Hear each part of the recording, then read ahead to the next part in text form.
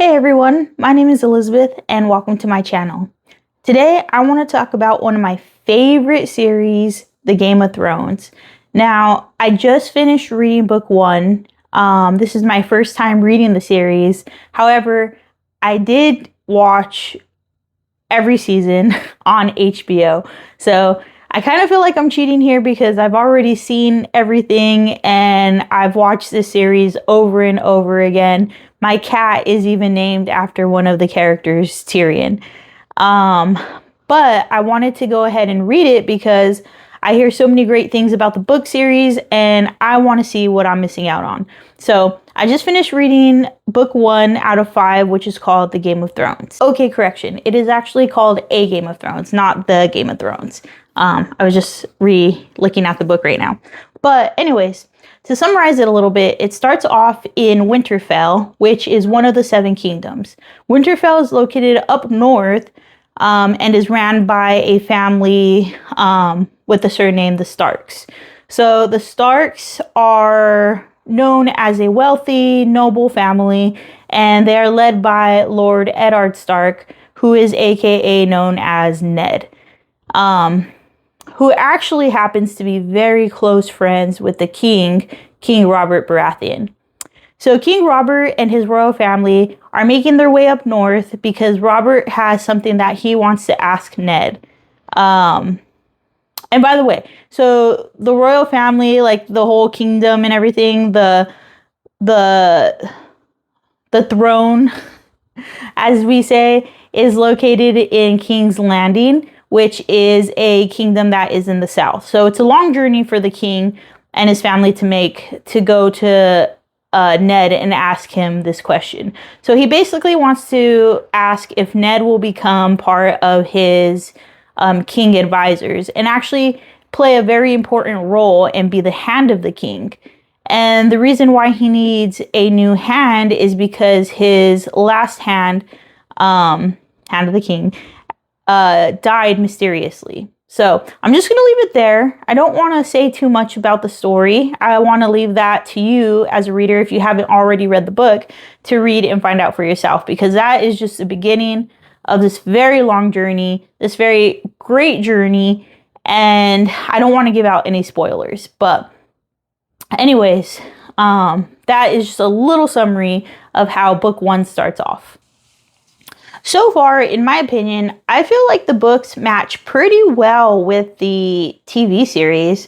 There's obviously some differences in there, some added things, and obviously you get to have the point of view of each character because you get to hear or read what's going on inside of their heads instead of not getting that point of view. So I love that aspect of reading this book compared to just watching the TV series, is getting to be inside each character's head.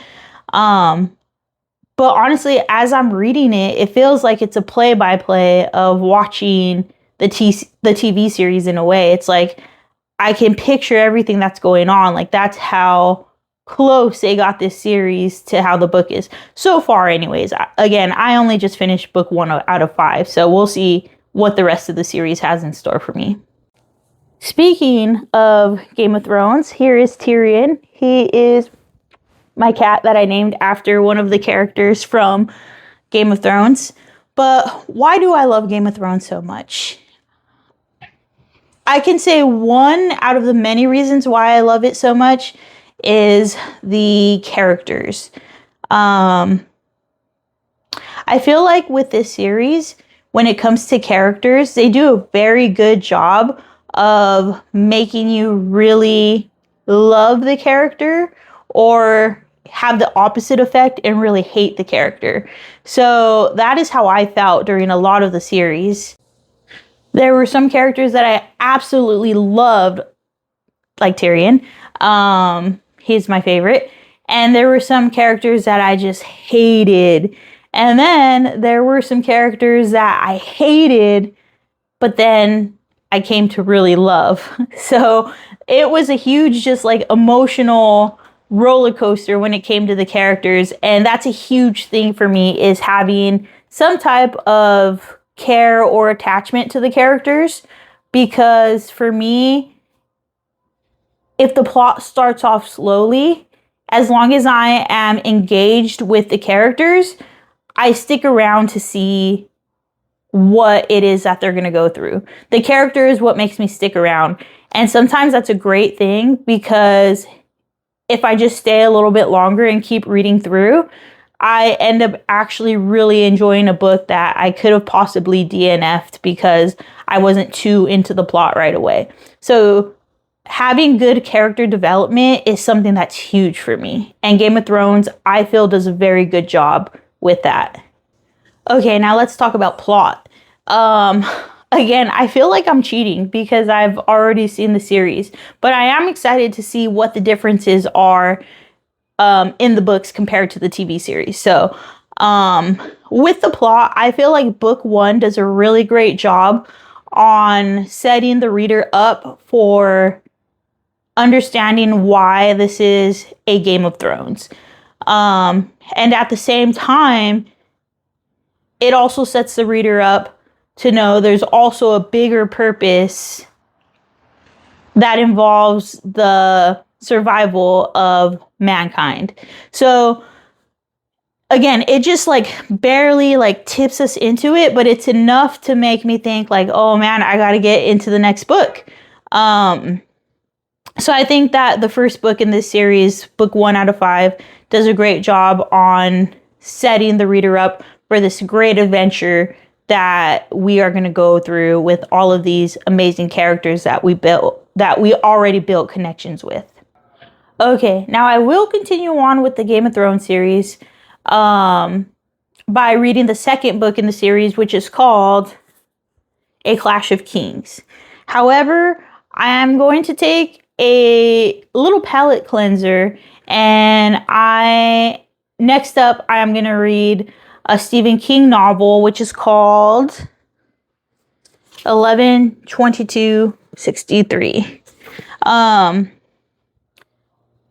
I picked up this book in a used bookstore for like, I think it was like $4. And I picked it up not knowing anything about it. And all I knew at the time was that Stephen King is a great author. And I feel like you can't really go wrong with one of his books. So I'm kind of going in this blindsided, but I really have this itch to read it. So I want to feel, I want to give in to this inner reader's itch that I have to read this novel by Stephen King. But I'm excited about it. I've seen a couple of reviews about it on like my Instagram book channels and stuff like that, YouTube book channels, and they all have really great things to say about it. So that motivates me even more to want to read it, and it makes me feel like I made the good choice on purchasing this for however much I purchased it at that used bookstore. So yeah, I want to go ahead and scratch that itch and go ahead and read this book by Stephen King. And the plan is, after reading that, I will dive back into the second book in the Game of Thrones series. But yeah, that's what my plan is for right now. It could always change. I'm a big believer in reading what you feel like reading at the moment, because reading is something that's supposed to be enjoyable, and I don't want to force myself to read something that I'm not feeling at the moment. But anyways, thank you all for watching. I appreciate you guys. And I will see you in the next video.